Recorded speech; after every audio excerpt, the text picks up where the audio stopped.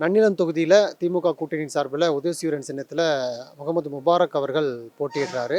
அதிமுக சார்பில் முன்னாள் அமைச்சர் காமராஜ் அவர்கள் போட்டியிடுறாரு. இந்த தொகுதியில் முபாரக் அவர்களுடைய வெற்றி வாய்ப்பு எந்த அளவுக்கு இருக்குது, அவர் வெற்றி பெற வாய்ப்பு இருக்கா அப்படின்னு சொல்லி இந்த தொகுதி மக்கள்கிட்ட கேட்டு தெரிஞ்சுக்கலாம் வாங்க.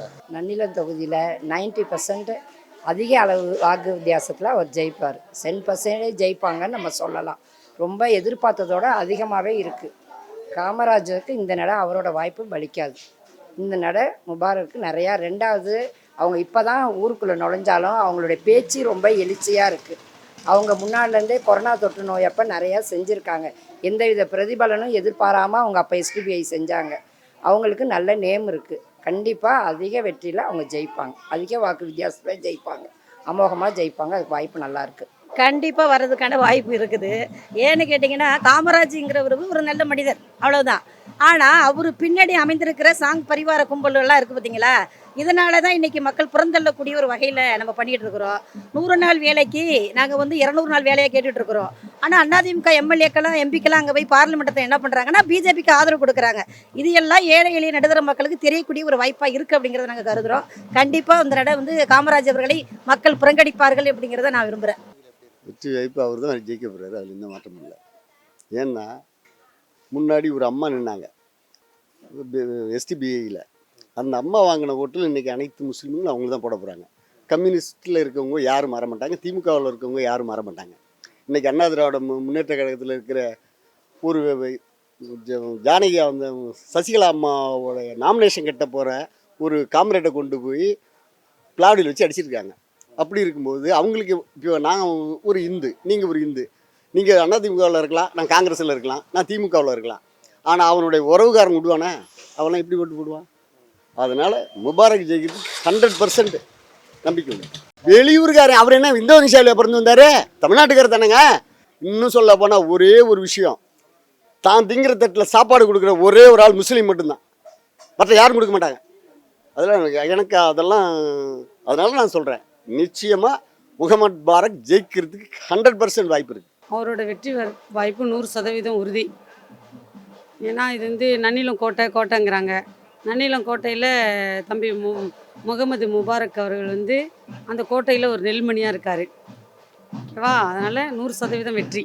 இப்போ வரைக்கும் உதயசூரியன் தான். அவங்க அப்பையிலேருந்தே உதயசூரியன் தான். அதனால் உதயசூரியனுக்கு தான் போகும் வாய்ப்பு இருக்குது. வெளியூராக இருந்தாலும் அவருக்கு தான் எங்கள் ஓட்டு. அவர் ஸ்டாலின் சார்பாக யார் நின்னாலுமே அவங்களுக்கு தான் நாங்கள் ஓட்டு போடுவோம்.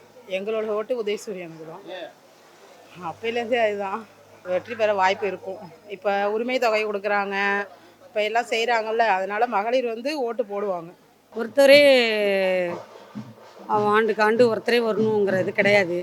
அவரோட சேவைகள் எப்படி இருந்துச்சு, இவர் வெளியூர்லேருந்து வந்திருக்காரு முகமது முபாரக், அதனால் அவரை நம்ம ஜெயிக்க வைக்கலான்னு மக்கள் மனசு ரொம்பவும் வெற்றிகரமாக தெரியுது நம்ம பார்க்குற அளவுக்கு. எங்களோட வாக்கெலாம் முகமது முபாரக்கு தான். காமராஜர் வர்றப்ப அவரும் வெளியூர்காரு தான். அவர் முதல்ல இந்த தொகுதிக்கு வந்தப்போ அவரும் வெளியூர்காரு தான். அவர் இங்கே 3 நட வந்ததுனால பரிச்சயமாயிருக்காரு. இப்போ முபாரக் வந்தார்னா அவரோட அதிகமாகவே எல்லாரோடையும் பரிச்சயமாயிடுவார். அவர் வந்தது கொஞ்ச நாள் தான். ஆனால் அந்த கொஞ்ச நாளுக்குள்ளேயே மக்கள்கிட்ட நல்ல அதிக அளவில் இணைஞ்சு ஒற்றுமையாக பணியாற்றுறப்ப ரொம்ப மரியாதையாக அனைவருக்கும் ரெஸ்பான்ஸ் கொடுத்து நல்லா செய்கிறாங்க. அமோக வெற்றியில் கண்டிப்பாக ஜெயிப்பாங்க. அதாவது வெளியூர் மனிதருங்கிறதுலாம் இல்லை, இந்திய குடியரசு ஒரு மனிதன் தான் அவர் வெளியூருலாம் கிடையாது. தமிழ்நாட்டு மண்ணில் பிறந்த திருநெல்வேலி மாவட்டத்துக்காரர் தான். ஆனால் நீங்கள் நன்னிலத்தை பொறுத்தவரையில் பார்த்தீங்கன்னா சேக்கு தமிழரசன் அவர்கள் இங்கே வெற்றி பெற்று போனாங்க சென்னையிலேருந்து அதேமாரி பார்த்தீங்கன்னா இன்றைக்கி முன்னாள் அமைச்சர் உணவுத்துறை அமைச்சர் காமராஜ் அவர்கள் மன்னார்குடியிலேருந்து வந்து வெற்றி பெற்று போனாங்க.